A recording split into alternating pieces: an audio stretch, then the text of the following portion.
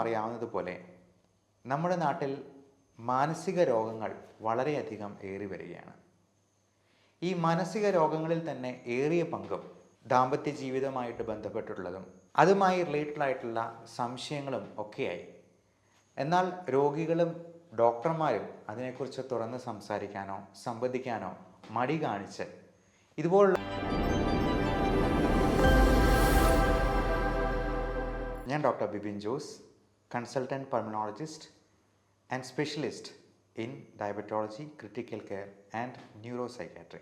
നമുക്ക് എല്ലാവർക്കും അറിയാവുന്നതുപോലെ നമ്മുടെ നാട്ടിൽ മാനസിക രോഗങ്ങൾ വളരെയധികം ഏറി വരികയാണ്. ഈ മാനസിക രോഗങ്ങളിൽ തന്നെ ഏറിയ പങ്കും ദാമ്പത്യ ജീവിതമായിട്ട് ബന്ധപ്പെട്ടുള്ളതും അതുമായി റിലേറ്റഡ് ആയിട്ടുള്ള സംശയങ്ങളും ഒക്കെയായി. എന്നാൽ രോഗികളും ഡോക്ടർമാരും അതിനെക്കുറിച്ച് തുറന്ന് സംസാരിക്കാനോ സംവദിക്കാനോ മടി കാണിച്ച് ഇതുപോലുള്ള പ്രശ്നങ്ങളെല്ലാം രൂക്ഷമായി നമ്മുടെ സമൂഹത്തിൽ തന്നെ അതൊരു വലിയ വിപത്തായി മാറുന്ന കാഴ്ചയും നമ്മൾ കാണാറുണ്ട്. ഞാൻ നിങ്ങളോട് ഇന്ന് പങ്കുവയ്ക്കാൻ ആഗ്രഹിക്കുന്നത് 2-3 അതുപോലുള്ള രോഗികളുടെ കഥകളാണ്. ഒന്ന്, 50 വർഷം പിന്നിട്ട 50 വയസ്സ് പ്രായമുള്ള ഗൾഫ് റിട്ടേണി ആയിട്ടുള്ള ഒരു വ്യക്തി. അദ്ദേഹത്തിൻ്റെ പ്രശ്നം വേറൊന്നുമല്ല, പലരും പുറത്ത് പറയാൻ മടിക്കുന്ന ഉദ്ധാരണക്കുറവും ശീഘ്രസ്ഖലനവും, നമ്മൾ ഇറക്ടൈൽ ഡിസ്ഫങ്ഷൻ എന്നും പ്രീമച്വർ ഇജാക്കുലേഷൻ എന്ന് പറയുന്ന 2 തരം അസുഖങ്ങൾ തന്നെയാണ്. അപ്പോൾ ഈ 2 അസുഖങ്ങളും, അതായത് ഉദ്ധാരണക്കുറവും ശീഘ്രസ്ഖലനവും, ഒന്നെടുത്താൽ ഒന്ന് ഫ്രീ എന്ന് പറയും പോലെ രണ്ടും ഒരുമിച്ച് ഒരുപാട് രോഗികളിൽ കാണാറുണ്ട്. പലപ്പോഴും ഇങ്ങനെയുള്ള ടോപ്പിക്സിലുള്ള വീഡിയോ ഒക്കെ കണ്ടിട്ട് ഡോക്ടർ അതിൽ പറഞ്ഞതെല്ലാം എനിക്കുണ്ട് എന്ന് സംശയിക്കുന്ന അല്ലെങ്കിൽ അത്രയും നെർവസ് ആയിട്ടുള്ള രോഗികൾ ഒരുപാട് പേർ നമ്മളെ തന്നെ കോണ്ടാക്ട് ചെയ്യാറുമുണ്ട്. അപ്പോൾ ഈ 2 പ്രശ്നങ്ങൾക്കും പലതരത്തിലുള്ള കാരണങ്ങളുണ്ടാകാം. അതിൽ ഹോർമോണലായിട്ടുള്ള തകരാറുകൾ, പുരുഷ ഹോർമോണിൻ്റെ ഏറ്റക്കുറച്ചിലുകൾ, അഥവാ സ്ട്രക്ചറലായിട്ടുള്ള പ്രശ്നങ്ങൾ, ചിലപ്പോൾ പെനിസിൻ്റെ ലിംഗത്തിൻ്റെ നീളം കുറയുന്നത് കൊണ്ട്, അല്ലെങ്കിൽ ലിംഗത്തിൻ്റെ ആ തൊലി പൂർണ്ണമായിട്ടും പുറകോട്ട് മാറാത്തത് കൊണ്ട്, അല്ലെങ്കിൽ സ്ത്രീയുടെ യോനി സംബന്ധമായിട്ടുള്ള പ്രശ്നങ്ങൾ കൊണ്ട്, ഇപ്പോൾ അവർക്ക് സെക്ഷൽ ഇൻ്റർകോഴ്സ് നടത്തുമ്പോഴുണ്ടാകുന്ന വേദനകൾ നിമിത്തം, അതുപോലെ സൈക്കോളജിക്കലായിട്ടുള്ള, നമ്മൾ മെഡിക്കലി പറയുന്നത് അതിന് ഫങ്ഷണൽ ആയിട്ടുള്ള പ്രോബ്ലംസ് എന്ന് തന്നെയാണ്.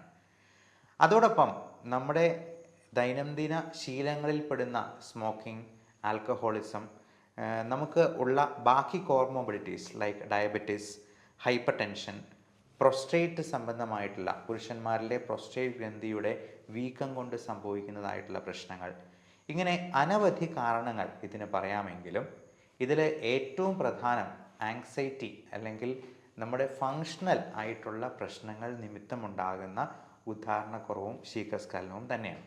നമുക്ക് നേരത്തെ പറഞ്ഞ 50 വയസ്സ് പിന്നിട്ട ആ വ്യക്തിയിലേക്ക് തന്നെ തിരിച്ചു വരാം. അദ്ദേഹത്തിൻ്റെ കാരണങ്ങൾ ഓരോന്നോരോന്നായിട്ട് അനലൈസ് ചെയ്ത് വന്നപ്പോൾ അദ്ദേഹത്തിന് ഭാര്യയുമായി ബന്ധപ്പെടാനായിട്ട് യാതൊരു കുഴപ്പവുമില്ല. അപ്പോൾ നമ്മൾ സംശയിക്കും, പിന്നെ ആരുമായിട്ടാണ് പ്രശ്നം? അപ്പോൾ അദ്ദേഹം ഗൾഫിൽ നിന്ന് മടങ്ങി വന്നപ്പോൾ അവധിക്ക് വരുമ്പോഴൊക്കെ അദ്ദേഹത്തിൻ്റെ ഗേൾ ഫ്രണ്ടുമായിട്ട് കണ്ടുമുട്ടാറുണ്ടായിരുന്നു. അങ്ങനെ ഗേൾ ഫ്രണ്ടുമായിട്ട് കണ്ടുമുട്ടിയപ്പോൾ സെക്സിൽ ഏർപ്പെടാനായിട്ട് വളരെയധികം ബുദ്ധിമുട്ടുണ്ടായി. ആ സമയത്ത് ഈ പറഞ്ഞ പ്രശ്നങ്ങളെല്ലാം അനുഭവിച്ചു എന്നാണ് അദ്ദേഹം പറഞ്ഞത്. അപ്പോൾ അതിൽ നിന്ന് തന്നെ ഇദ്ദേഹത്തിൻ്റെ അസുഖങ്ങളുടെ കാരണം വ്യക്തമായിരുന്നു. കാരണം ഇതിൽ ഏർപ്പെടുമ്പോൾ, അതായത് ഒരു അന്യസ്ത്രീയുമായിട്ട് ബന്ധപ്പെടുമ്പോൾ ഉണ്ടാകുന്ന ആങ്സൈറ്റിയും നെർവസ്നെസ്സും തന്നെയായിരുന്നു ഇതിന് പിന്നിലെ യഥാർത്ഥ കാരണം നമ്മൾ നമ്മുടെ ഭാര്യയുമായിട്ടല്ലാതെ ബന്ധപ്പെടാനായിട്ട് പോകുമ്പോൾ ആരെങ്കിലും അറിയുമോ എന്നുള്ള സംശയം, പിന്നെ അതിന് കൃത്യമായിട്ടുള്ളൊരു സമയം നിശ്ചയിക്കണം, കൃത്യമായിട്ടൊരു സ്ഥലം കണ്ടുപിടിക്കണം. അപ്പോൾ അവരുടെ വീട്ടിലെങ്ങാനുമായിട്ട് പോകുന്നെങ്കിൽ വേറെ ആരും അറിയാതെ നോക്കണം. ഇങ്ങനെയുള്ള ഒരുപാട് കാരണങ്ങൾ കൊണ്ട് ഇവർ തന്നെ ഭയങ്കര ആങ്ഷ്യസ് ആയിട്ടിരിക്കുന്നത് കൊണ്ട് ആ സമയത്ത് ഉദ്ധാരണക്കുറവും പ്രീമച്വർ ഇജാക്കുലേഷനും ഒക്കെ ഉണ്ടാകാനുള്ള സാധ്യത വളരെയധികം കൂടുതലാണ്. ഇത് നേരെ തിരിച്ചും സംഭവിക്കാം. അതായത് ഭാര്യയുമായിട്ട് ബന്ധപ്പെടുമ്പോൾ യാതൊരുവിധ ഉദ്ധാരണവും സംഭവിക്കുന്നില്ല. എന്നാൽ നേരെ മറിച്ച് ഗേൾ ഫ്രണ്ടിൻ്റെ അടുത്ത് പോകുമ്പോൾ ഈ പറഞ്ഞ പ്രശ്നങ്ങളൊന്നുമില്ലാതെയും വരാം. കാരണം ഭാര്യയുമായിട്ട് നിരന്തരം ബന്ധപ്പെടുന്നത് ഉണ്ടായിരുന്നത് കൊണ്ട് അതിൽ യാതൊരു പുതുമയുമില്ല, ഭാര്യയോട് യാതൊരു താല്പര്യവും ഇല്ലാതെ വന്നു എന്നുള്ളതായിരിക്കാം അതിൻ്റെ കാരണം. അപ്പോൾ ഇതെല്ലാം നമ്മുടെ മാനസികമായിട്ടുള്ള സൈക്കോളജിക്കലി റിലേറ്റഡ് ആയിട്ടുള്ള പ്രോബ്ലംസ് കൊണ്ടാണ് വരുന്നത് എന്ന് നമുക്ക് മനസ്സിലാക്കിയെടുക്കാം. നമ്മുടെ ശരീരത്തിലെ ഏറ്റവും ഇമ്പോർട്ടൻ്റ് ആയിട്ടുള്ള സെക്ഷുവൽ ഓർഗൻ ഏതാണ് എന്ന് ചോദിച്ചെന്നാൽ നമ്മുടെ മനസ്സിൽ വരുന്ന ഉത്തരങ്ങൾ പലതുമായിരിക്കില്ല അതിൻ്റെ യഥാർത്ഥ ഉത്തരം. അത് നമ്മുടെ തലച്ചോറ് തന്നെയാണ് എന്ന് നമ്മൾ മനസ്സിലാക്കുക. കാരണം നമ്മുടെ ബ്രെയിനിൽ നമ്മൾ ചിന്തിക്കുന്നത് പോലെ അതിനനുസരിച്ചാണ് നമ്മുടെ ലൈംഗിക അവയവത്തിലും അതിനുള്ള ഒരുക്കങ്ങളും അതിനുള്ള മാറ്റങ്ങളും സംഭവിച്ചുകൊണ്ടിരിക്കുന്നത് എന്ന് മനസ്സിലാക്കുക. അപ്പോൾ നമ്മുടെ ബ്രെയിനിൽ ഉണ്ടാകുന്ന ഈ പറയുന്ന മാനസിക വ്യാപാരങ്ങളുടെ മാറ്റമുണ്ടാകുന്നത് നമ്മൾ തന്നെ മനസ്സിരുത്തി എന്നാൽ അതിൽ തന്നെ ഒന്ന് പ്രിപ്പയർ ചെയ്തെന്നാൽ ഒരുപാട് മാറ്റിയെടുക്കാം എന്നുള്ളത് നമുക്ക് എല്ലാവർക്കും ഇതിൽ നിന്ന് തന്നെ പിടികിട്ടിയിരിക്കും. അതേപോലെ തന്നെ ചില സപ്ലിമെൻറ്റ്സ്, ചില ഭക്ഷണത്തിൽ ഉൾപ്പെടുത്താവുന്ന പ്രോട്ടീൻ റിച്ച് ആയിട്ടുള്ള, എസ്പെഷ്യലി മുട്ടയുടെ വെള്ള, പ്രോട്ടീൻ റിച്ച് ആയിട്ടുള്ള കാഷ്യൂനട്ട്, ബദാം, മുളപ്പിച്ച പയർ, ഇറച്ചി മീനും ഒക്കെ കറി വെച്ചത്, അപ്പം അല്ലാത്ത രീതിയിലുള്ള ഇറച്ചിയൊക്കെ ഫ്രൈ ചെയ്തൊക്കെ ഉപയോഗിക്കുന്നത് കൊളസ്ട്രോൾ കൂടുതലായിട്ട് ഉണ്ടാകാൻ കാരണമാകാം. അതേപോലെ നമ്മുടെ ലൈഫ് സ്റ്റൈൽ മോഡിഫിക്കേഷനിൽ നമുക്ക് സ്മോക്കിങ്ങോ ആൽക്കഹോളോ ഒക്കെ ഉണ്ടെന്നുണ്ടെങ്കിൽ അത് ഒഴിവാക്കി നിർത്തിക്കൊണ്ട് പുകവലി പ്രത്യേകിച്ചും നമ്മുടെ രക്തക്കുഴലുകളിലെല്ലാം ചുരുക്കമുണ്ടാക്കി അങ്ങോട്ടുള്ള രക്തയോട്ടം കറക്റ്റാകാതെ നമ്മൾ വിചാരിക്കുന്നത് പോലെ പുരുഷ ലിംഗം ഉദ്ധരിക്കുന്നത് ഒരിക്കലും അതിൻ്റെ വലിപ്പം കൂടുന്നതുമൊന്നും അതൊരു സ്കെലിറ്റൽ സ്ട്രക്ചർ ആയത്, അതായത് സ്കെലിറ്റൽ സ്ട്രക്ചർ അല്ലാത്തത് കൊണ്ട്, എല്ലുകളുടെ സാന്നിധ്യം അവിടെ ഇല്ലാത്തത് കൊണ്ട് തന്നെ രക്തം ഇരച്ചു കയറിയാണ് ഇത് സംഭവിക്കുന്നത് എന്നുള്ളത് മനസ്സിലാക്കിയിരിക്കുക. അതുകൊണ്ട് തന്നെ ഈ രക്തയോട്ടം കറക്റ്റാകാനായിട്ടുള്ള എല്ലാ കാര്യങ്ങളും നമ്മൾ എക്സസൈസ് വഴിയും അതോടൊപ്പം ഭക്ഷണ ക്രമീകരണം വഴി കൃത്യമായിട്ട് നിർവഹിക്കുക.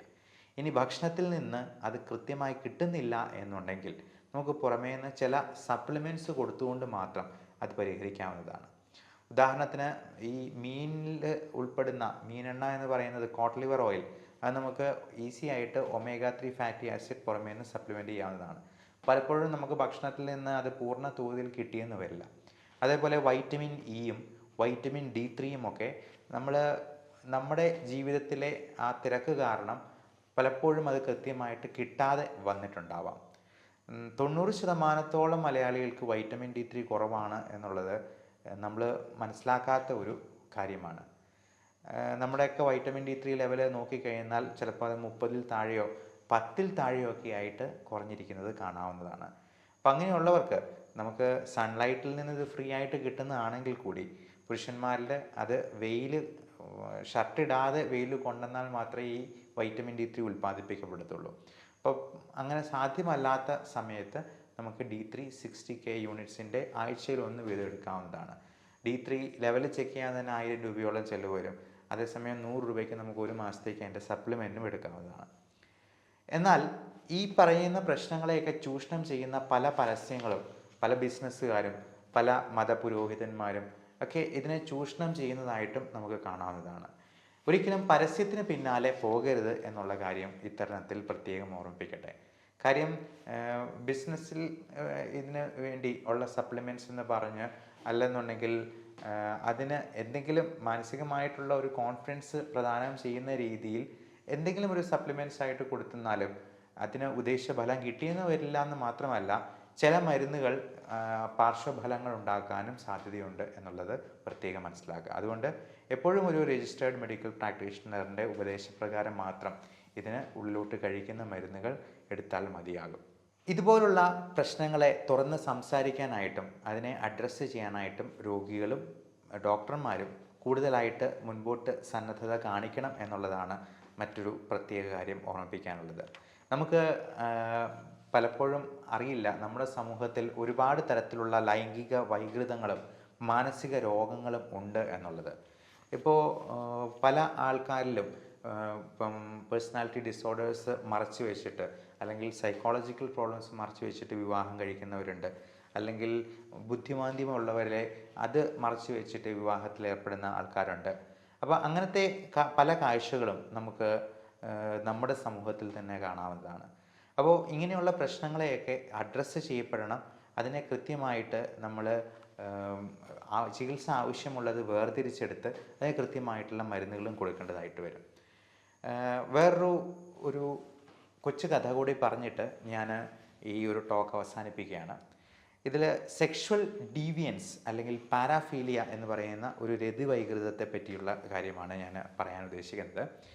അതിൽ ഈ പാരാഫീലിയ എന്ന് പറയുന്ന ടേമിൽ നമ്മൾ ഉദ്ദേശിക്കുന്നത് സ്വന്തം പങ്കാളി മറ്റൊരാളുമായിട്ട് സെക്സിൽ ഏർപ്പെടുമ്പോൾ മാത്രം, അത് കാണുമ്പോൾ മാത്രം ഉദ്ധാരണം അല്ലെങ്കിൽ ഉത്തേജനം ഉണ്ടാകുന്ന ഒരു രതിവൈകൃതമാണ്.